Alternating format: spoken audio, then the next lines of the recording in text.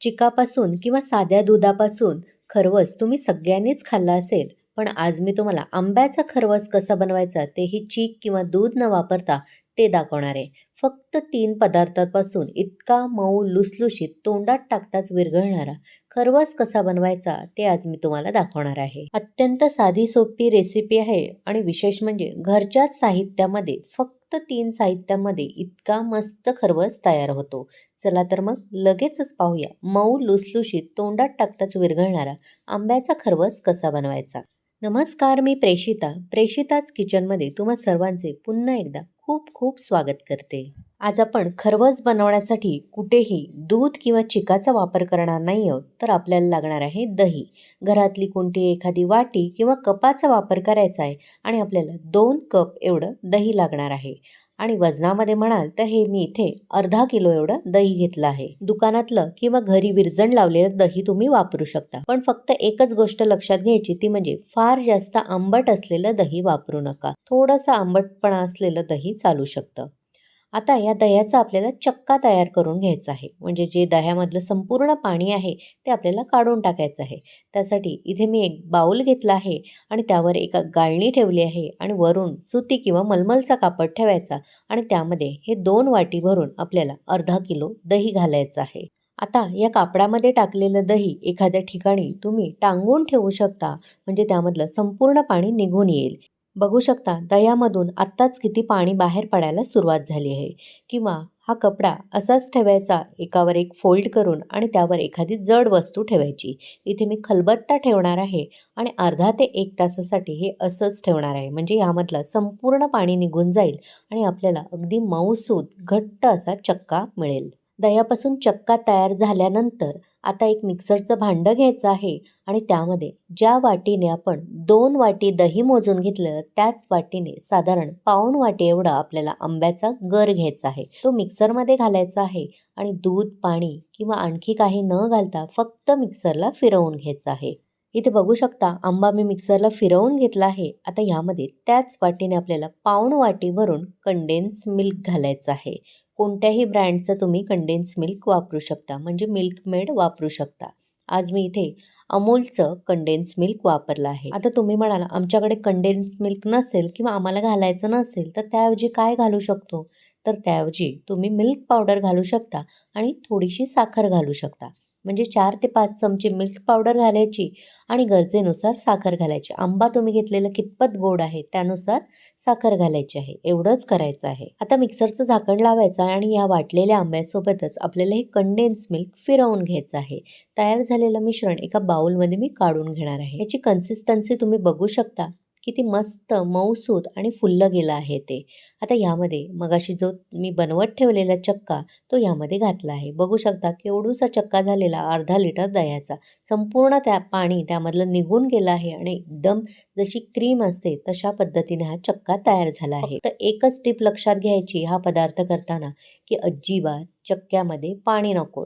जर पातळसर तुम्ही चक्का ठेवलात त्यामध्ये भरपूर पाणी असेल तर तुमचा खरवस व्यवस्थित सेट होणार नाही किंवा सेट व्हायला वेळ लागेल आणि त्याला पाणी सुटू शकतं. त्यामुळे ही एक गोष्ट नक्की लक्षात ठेवा. आता यामध्ये चवीनुसार म्हणजे साधारण अर्धा चमचा भरून वेलची पूड घालायची आहे आणि एखादा चमचा किंवा विस्करच्या मदतीने हा चक्का यामध्ये मिसळून घ्यायचा आहे. जरी तुम्हाला आता यामध्ये गुठळ्या दिसत असल्या तरी जसं मिक्स करत जाऊ तसं हे व्यवस्थित मिक्स होत जातं. चक्का जर व्यवस्थित घट्ट असेल तर हे तुम्ही मिक्सरला सुद्धा फिरवू शकता, पण थोडं जरी पाणी असेल तर अजिबात मिक्सरला फिरवू नका. जर मिक्सरला तसं तुम्ही फिरवलं तर त्यामधून पाणी सुटण्याची शक्यता असते किंवा मिश्रण फार पातळ होऊ शकतं. 1-2 मिनिटं चक्का यामध्ये चांगला मी फेटून घेतला आहे. बघू शकता अजिबात ह्यामध्ये चक्क्याच्या गुठळ्या राहिलेल्या नाही. असं आपल्याला मऊसूत बॅटर हवं आहे. आता काय करायचं, एखादा केकचं भांडं किंवा घरातलं एखादं पातेलं घ्यायचं आणि त्याला ब्रशच्या मदतीने थोडंसं मी साजूक तूप लावून घेणार आहे.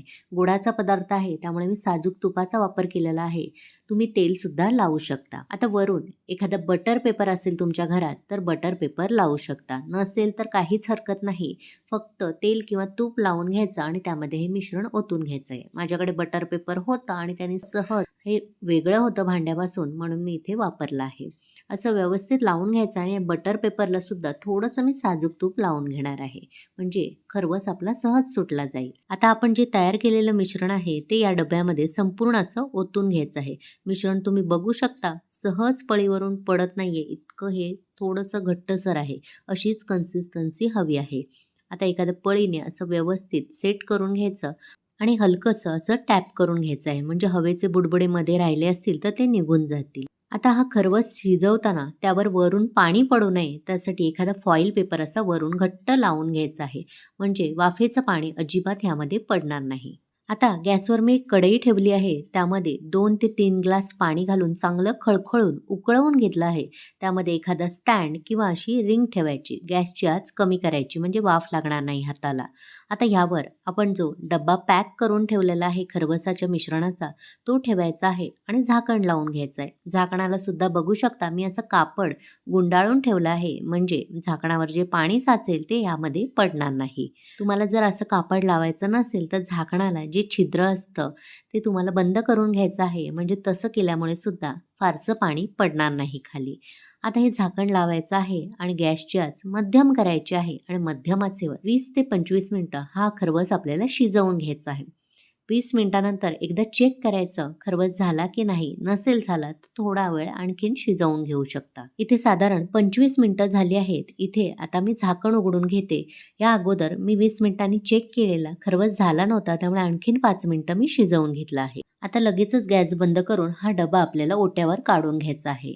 फॉइल पेपर सुद्धा आपण काढून टाकूयात. बघू शकता अजिबात कुठेही पाणी सुटलेलं नाही. व्यवस्थित असा खरवस सेट झाला आहे. जर हाताने तुम्हाला असं कळत नसेल तर एखादी सुरी घ्यायची, मध्यभागी ती घालून बघायची. स्वच्छ सुरी बाहेर येते म्हणजे आपला खरवस झाला आहे. त्याला जर ओलसरपणा, चिकटपणा जाणवत असेल तर आणखीन थोडा वेळ तुम्ही खरवस शिजवून घेऊ शकता. आता हा डबा इथे फारच गरम आहे त्यामुळे ओट्यावरच ठेवून हा आपल्याला थंड होण्याची वाट बघायची आहे. एकदा डबा थंड झाला की लगेचच आपल्याला खरवस काढायचा नाही. त्यानंतर तो आपल्याला फ्रीजमध्ये काही वेळासाठी पूर्ण थंड होईपर्यंत ठेवायचा आहे.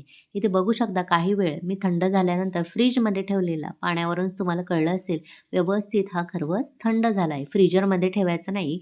फ्रीजच्या खालच्या भागामध्येच आपल्याला ठेवायचा आहे. आता हा खरवस आपण डिमोल्ड करून घेऊया. इथे एका प्लेटमध्ये हा खरवसाचा डबा मी असा उलटा करून घेते आणि लगेचच काढून घेणार आहे. खाली लावलेला बटर पेपर सुद्धा आपल्याला काढून घ्यायचा आहे. बघू शकता बटर पेपरला सुद्धा मिश्रण फारसं चिकटलं गेलं नाही आणि किती मस्त जाळीदार आपला खरवस तयार झाला आहे. हा तुम्हाला मी जवळून सुद्धा दाखवते.